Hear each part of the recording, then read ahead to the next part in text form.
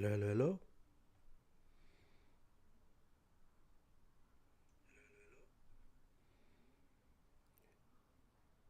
Hello, hello, everyone. Welcome to the channel.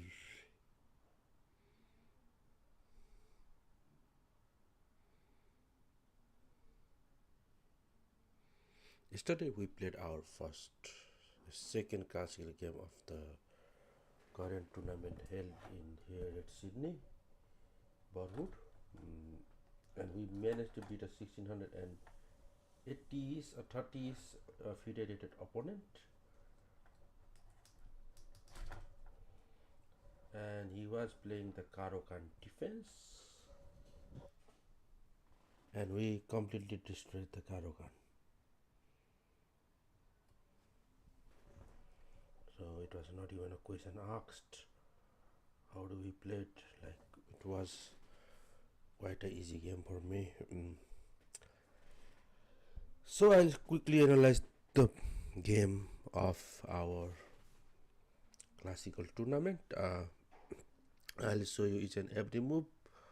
I don't need anything. I can just start playing like the moves that was played in the game and then analyze it right in here. Okay. I always play e4, and that is what I am. And the opponent played this, so the Karokan started after this. Then I played d4. The opponent played d5. This is the classical tournament, classical game. So mind you, we have like 1.5 hour with a 30-second increment in each move. And then I brought out the knight. This is like simple stops, not like in the Karokan. This always happen. I was thinking the opponent will play knight to f6 usually, but here my opponent wanted to play bishop here.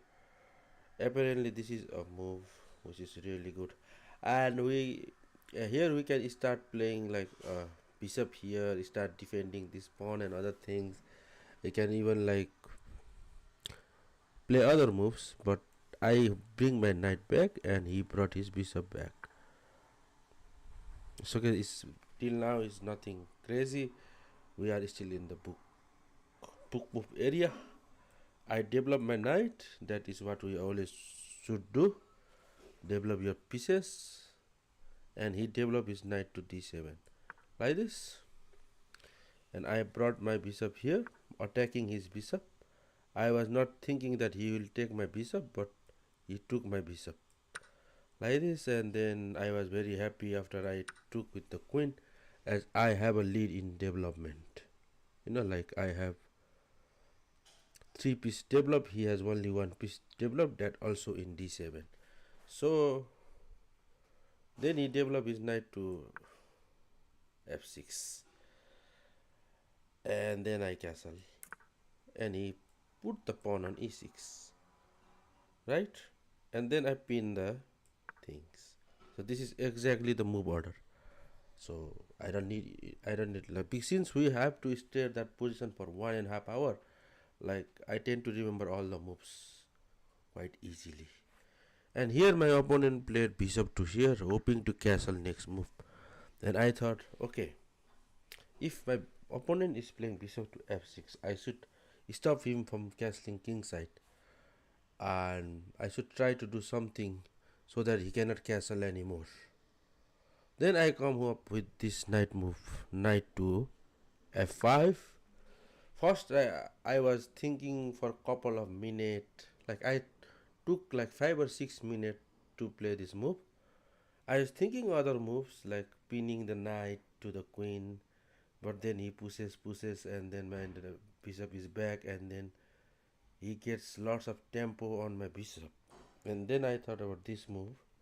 I was afraid to do this since it's a classical game. I don't want to sacrifice any piece. I just want to be a solid player. But somehow it was the great move. Like it was the one of the best move. And my opponent go back, and I was like happy. Okay, we have managed to like not let the opponent castle. So that was our like idea, and we somehow succeed in doing that. Then I thought for some times what can be the candidate move. I started looking at c4. I thought of doing this, but then again push and other things comes, and then I just pushed c4, which was not even bad. It was quite good move. And then opponent went here hoping to castle queenside, and I thought for like another 5-6 minutes every time when something important arises. I thought for 5 or 6 minutes. Then I pushed this pawn to d5. This is an inaccuracy, but I wanted to do something in the center, a sap, like because he's going to castle. Other move I was thinking was like just to develop my bishop. That was the move I was thinking. Here my position is already better. I have 1.4 advantage. After I played this move, not this. After I played this move, I lost like 0.4 advantage. Here my opponent quickly castled, as that is the right thing to do. Then I took this, which is a good move, and then the opponent took back. Then I was thinking for some time, so if I take this pawn, then here is double, right? You will get fog, and then the I will be down and exchange. So I played knight here with the intention to give him the double fog, right? So now I am threatening to double fog the piece, right? So he thought for like, I think he thought for 10 minutes. I went to toilet, I drank water and came back. He was still looking at the position, and he played knight here, which is a good move anyways, because it's attacking my queen. And I thought for a second, okay, one piece attacking, two piece attacking, one pin defending, but now I cannot take this one.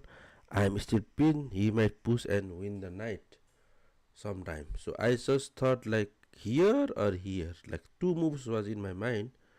I thought why not triple attack this pawn, which is only a good move. Actually, this is far better according to the stockfish. I don't know why the stockfish think this is better, but I thought attacking triple time was better at that time. Like I look at in the board, stare at the board for 3-4 minutes. I thought whether to play e7 or c7, c7, c2 or e2, and I was just thinking for quite a bit, and then I came to the conclusion: why not attack this triple time? So I attacked this triple time, and the opponent played this move, and I was shocked. Okay, guys, the first reaction to this move was I was shocked.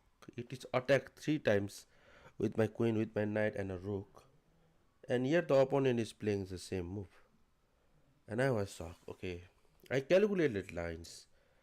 If I take with the knight, my knight will die, right? The rook takes knight, so I cannot take with the knight. And then I calculate another variation. Queen takes, then takes, and then knight to d3. I calculated that, and I thought it was fine because I can come back with my knight, rook, and even if he like somehow goes to my back rank, I can always play knight back to what you call e2 or e1 or something. And then I thought, okay, I think we must take this pawn.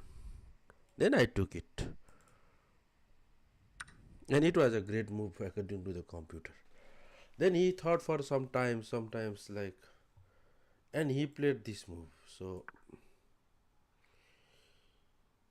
and I was like, okay, your idea is to go here, attack my queen, and then attack my rook, which is not still connected. And I had to find a better move here so that I can give a check. I thought of giving check and then just to develop my bishop. Then I gave a check. Okay. And here he goes here. King b8. And I am completely winning. And I found one crazy idea. Push, like push, push, and if he goes here, then bishop here, and queen is trapped. That was my plan, and I pushed the pawn. Before is the best, and I played the best move in the position. I was hoping he will go back, so like here or somewhere, but he went here and blundered the knight. Okay, but let's see what happens if he saves the piece. So my idea was, if he saved the piece, my idea was to push the pawn,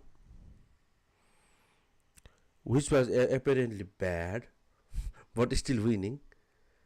And so he can take this. Then I take this, and he takes this. Then I play this. Then suppose he goes somewhere like this, and then I was trying to like play something like trying to trap his queen like this. Oh wait, what the hell? And this was my idea, like, so this was my idea, and now he has to sacrifice his rook. Then I am up and actions after like 7-8 moves down the road. I am an up and actions. I was thinking this, so that's the reason I played this one. But my opponent mysteriously went here, which is an inaccuracy only. And I thought for quite a while, and like, wait a minute, this is free, right? Like, I can take it. And I also thought like, why not go here? But then he can pin me, counter pin back. Then why go for this kind of complication? I just took the knight, which is not bad apparently. It is the great move. And then he took this. Then now I thought again. Another 5-7 minutes I thought again. So here the opponent is threatening to take my rook, which is defended by my knight, and also the opponent is threatening to push this pawn. Simple idea, like push and win the knight. And if I go somewhere with the queen, like if I do this, he can take, I can take, and then he still pin, and he can push and win the like thing. So I cannot play bishop here and connect my rooks as well. And the funny thing is, like, suppose I play queens here, attacking like here or somewhere, he can take this, and then if I take with the knight, this knight will be hanging because of the push. And if I take with the queen, I will be like exchanged, like I will be like one piece up, but still like he can fight for something. And then I thought about the move to f5. Then I played this move with the idea that if he takes this, I will play bishop here, and then he has to block with the rook. Then I'll take the rook, and the exchange is done, and I'll come back here, and I'm piece up anyways. And I am not rook down anymore because I have got my rook back. And he also thought for a second, and he played queen, like king here, because he thought like it is a bad, like he will be pin and win. Then I finally developed my piece here, bishop here, and my all piece came into the light. See, everything is well developed, and he has no choice. He played this move. Then I thought of going here or here with the knight first, but I thought why not this move first, attacking his, what you call, I attack his rook, and he played rook here, stopping this, because if I play this, he can capture with the rook, and two thing is defending the thing. And I thought I'll move the rook somewhere and then go from there, but I found this move attacking his queen. I still did not move my rook for like couple of moves, and he played this move, and I got excited. Like he played queen there, and I got excited. Okay, now this is the time to win the game. First I calculated this takes, and then this is hanging. He will come back. I will take. You will take, and it's like a trade, and I am still a piece up. That is what I thought. Like I thought this, and so he is forced to play this because he cannot go here. He cannot go here. He cannot go here. He cannot go here. He can go here, but like after I take this, he can go here, but his knight is hanging. Like even if you take my this, I have like 3 pieces for one rook, which is more than enough, right, to win a game. So he has to play this if he want to save his knight. After playing this, he has to play this to save his knight. Then after take, if he takes this, then I am queen up. I'll take this, right? So he takes this. Then I play somewhere here. Then I am completely fine. I am piece up and chilling, right? So this did not happen in the game. Unfortunately, this did not happen in the game. I don't know what got into my head. I was like thinking, oh, the queen is trapped. So I thought like he will go here and I'll play knight here and the queen is trapped. Forgetting that the knight can take this pawn. And then like he's still losing, but he had some like fighting chances. Then I played this, and he thought and thought and thought and thought, and he played this. I think opponent was already hopeless here. Then I should not take this, so I took this, and then opponent played here. On I don't know why he played that move. Then I played this, completely winning now, without any doubt. Then I calculate check. Yeah, no. Then he pushed this pawn, and and I thought the game was already over after this. I played queen here. I knew he'll give one check. He gave the check, and I played this. And then I played this, and then he was thinking, and he played this just to create a space for his king. First, I thought giving check, and he will take, I will take, and at the end he'll take this. So I like he can go here. So there was a lot of complication. So why not move the knight, attacking his rook, and after that only will we give a check or do something. Then he played this. Now he is losing his rook as well. I think he got into a lot of pressure because like the position was hopeless. I took, he took, then I played queen here, improving my queen, and then he went like here, I think. And this was the final nail in the coffin. And then here he stopped the clock and he resigned. So this was what happened in my game, and I was so happy after I beat him.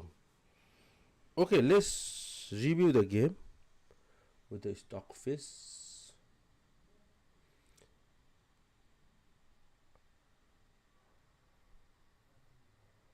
I played with 90.7% accuracy. He did not play bad. He played with 85.3% accuracy. How is that possible? Huh?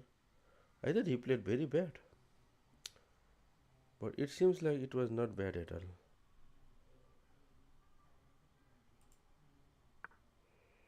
So this is what happened in our game. Took. I go back. I brought the knight. I bring the bishop. He took. I castle. He played that, and then I played rook here. I should have developed my bishop, but I did not develop. I played this, which was a good move. He went back. I pushed this little bit inaccurate. I think the best move is to bring out the bishop still, but I did not bring the bishop.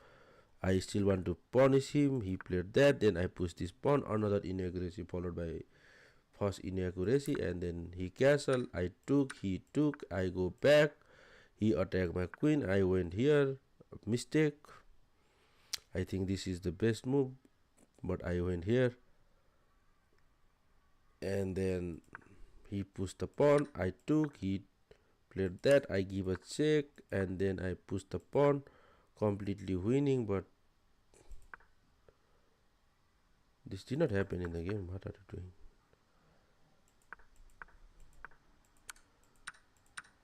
doing? What? This is showing the other variation. this is this is showing the half game, like the half game. This did not happen in the game. I don't know why they are showing these moves. These stockfish are crazy. Yeah? Okay, anyways, we won the game. Fair and square. Okay. Okay, anybody has any game, please send me the game and we will play. We will analyze your game.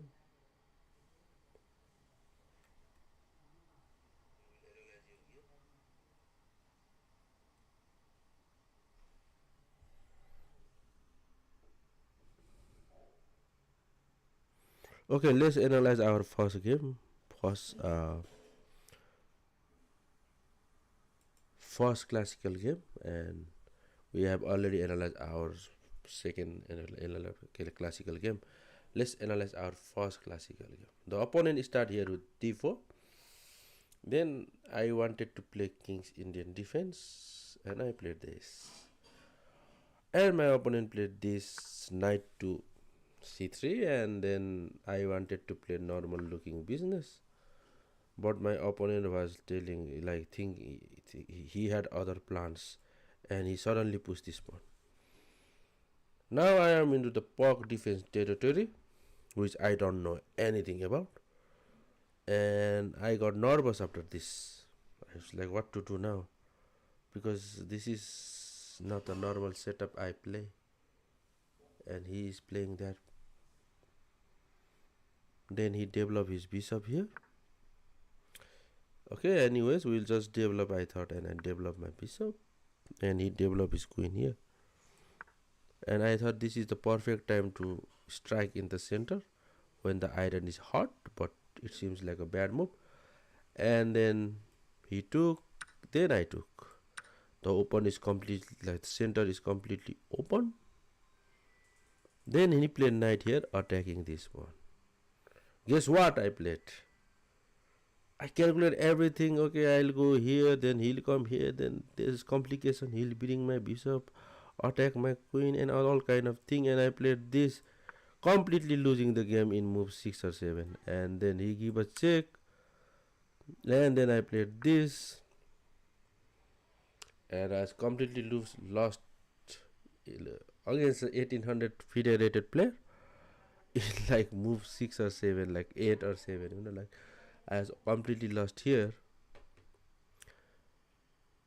And after this he developed, after this what he did, he came back with the bishop here, and then I thought, why not develop our knight, like let's attack his queen, like if we can. And then he played bishop to here. I think he plans to stop me for doing that, and I played this anyways. He took, I take, and surprisingly he castled long, and it seems to be a great move. And then I played this funny looking move, this one, and I was completely hopeless here, right? There was no chance for me to win. And then I think he played this, and I played this so that I can take his knight now. But he played this move, and I have to take this, and he took, and this was the position after like 14 move. I still had 1 hour 20 minutes or 1 hour something when this happened. Then I thought, and wasted all my time, everything, and then I lost on time. Okay, like I did not lose on like on the board. Then I played this, and here he brought this queen here, rook here. Then I played rook here, and he played this move, and apparently I was back in the game with this push. Apparently I was back in the game. Unfortunately I did not play this move, like that is like that was my last chance to come back here. I know. I think I got too much nervous at the first game, and then what he did was like, no, it was my turn to move, and then I thought, why not give a check? Go here, go here, and connect my rooks. Happy coconuts. And here he found another brilliant move. Knight takes d4, which is a brilliant apparently. I cannot take because if he gives check, so the variation will be like this. If I take, I give a check, and if I go here, then he can take the rook. If I go somewhere here or here, suppose here, then this check, and then my queen is data to bye bye. So I have to take, and this is like hopeless. So I thought, and went here. And he played this move. Then I thought, and I had a less time on my clock because like, I did not, what you call, tap the clock after I moved for like 3 or 4 times, and then I lost the game here. Not here. I took this, and I played this, and he played this, and then I was thinking whether to play this or this. Unfortunately, my time ran out. Although I am already losing in this position. Okay, so because I have only 1, 2, 3, 4, 5 pawn, and he has a 7 pawn. So although, and the one pawn which is isolated is well protected by 3 pieces. So he is 3 pawn up. So I have no chance against this guy. And unlike our second game where we had 91.7% accuracy, unfortunately in this game I had only 68% accuracy.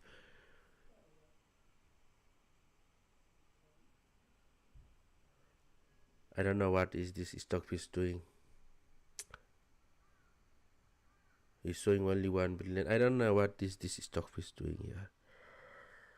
Unfortunately, we had like 68.5% accuracy and with 1600 rating gameplay. And yesterday we had like 2450 game rating from the chess.com, and the opponent has only 2000, and we managed to beat him fair and square. So that is what happened in our first game. We lost on time, and in our second game we were completely winning, like from the get-go. There was no chance for the opponent. Yeah, I'll come back. I'll go to the god and come back.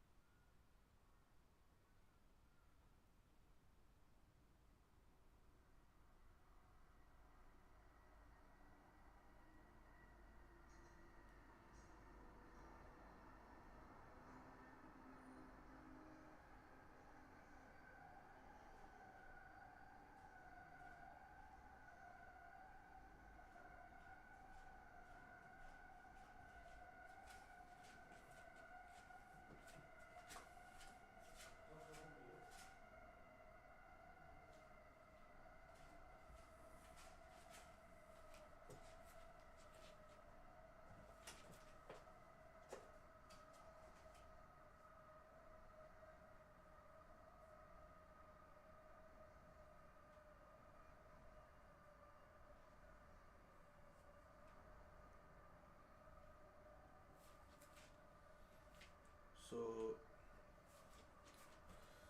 why did I succeed in the second classical tournament? So in the first classical game, I was unable to play properly, and in the second classical game, what happened? So I was well prepared in the second classical game. So I look at couple of opponents from the FIDE, and then I found their games and I analyzed their games, and I found out like most of these people will only play Karogan. Like I mean to say, all those people who are like under 1700, 1800 only plays Karogan. So what should I do? I should only focus on Karogan. So I look at 4 or 5 people who was in the tournament FIDE rated below 1800. So I knew like my opponent is not gonna be above 1800 because I lost to a 1800 opponent. So the second round is going to be much easier than the first round. So I knew like I will got like 1600 or 1700 or 50, even 1500 rated opponent in my second game. So I analyzed all the games. Whatever I got in the database, I analyzed like all the games. And usually if I start with e4, and I knew I'll get a white piece, so I usually if I start with e4, they are like 100% guaranteed to play Karogan. Like depending upon the game, like 80 to 70% confirmation, like they were going to play Karogan. So I prepare well against Karogan. So I look all the variation of Karogan and played that. And also, unlike the first game where I missed to tap the clock for like 3 or 4 times for 10 to 15 minutes, which which led to my defeat. This time I was well prepared, and I tapped the clock immediately. I read the FIDE rule where white player can like put the clock wherever they want. So it is up to the white player to put it on the right or the left, wherever they want. But in the middle of the game, they told me, "Why did you put in the right?" So again, we put it in the left, and we start playing the game. And I could not say anything because maybe that is the rule here. So I said, "Okay, sorry," and I just put the clock on the left and start playing. And apparently, he is one of the like famous player in that club. So the club where I played the tournament, he is like a regular folk, so everybody knows him there in the club, and everybody was shocked. But it seems like he has like managed to draw with our Nepalese brother, like our Nepalese chess player Milan Lama. So if you don't know the name of Milan Lama, he's a Canadian master of Nepal. He has managed to draw one game with him, and Milan Lama and Vivek Lama are both playing in the tournament. Vivek is playing for the international. Vivek Singh is playing for the international master title norm. So there are like 3 or 4 good players who are grandmaster and international master in the tournament. So he is hoping to get the IM norm. Hopefully he gets it. But yeah, and evidently they told me like he was a very good player, and I don't know what he happened to him in that area in that time, and we managed to come up with the victory against him. So that is the thing. So first game you are tend to be nervous, so you don't know what to do. Like now in second game, what I did was I played confidently. I was well sure they will play Karokan, and then I was perfectly. I had full bottle of 2 liter water, and I was drinking water, and I was going toilet frequently, like short one, and then it was one of the most well prepared, well equipped tournament game for anybody out there. Like I was well prepared for anything that will happen in the tournament. And this another thing is I was well prepared with the notation as well. Now I don't need to look at the board. I can just write the notation. So now I think I can play blindfold more better than before. So the thing is board is whole another level. Okay, like board game and what you call board game and the online game is 2D and 3D. So if you play in the online, that is called 3D. You just have to look a very small screen on the mobile and play. But when you play on the surface, on the big board, it is 2D, and sometimes you will not find the pieces hiding, like behind the queen or something. And that's why yesterday I started standing up and looking at the things, looking at the board and everything. And that is how I've managed to beat a 1680 FIDE rated opponent. And that was one of my proud moments, because now if I manage to beat one more FIDE rated opponent, I will get a FIDE rating of at least 1500, because I have already managed to beat a 1680 FIDE rated. So if I beat only one FIDE rated in like 5 more games, which I will definitely get one FIDE rated opponent there, then I will get 1500 rated FIDE. And if I manage to win all the 5 game and beat 3 or 4 FIDE rated opponent, I will be surely coming for top 15 in Nepal.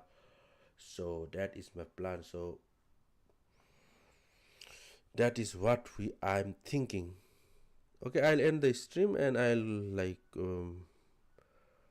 now I will play with the viewers, so that I will make a new thumbnail. I'll put the new thumbnail and everything and come back. I think with this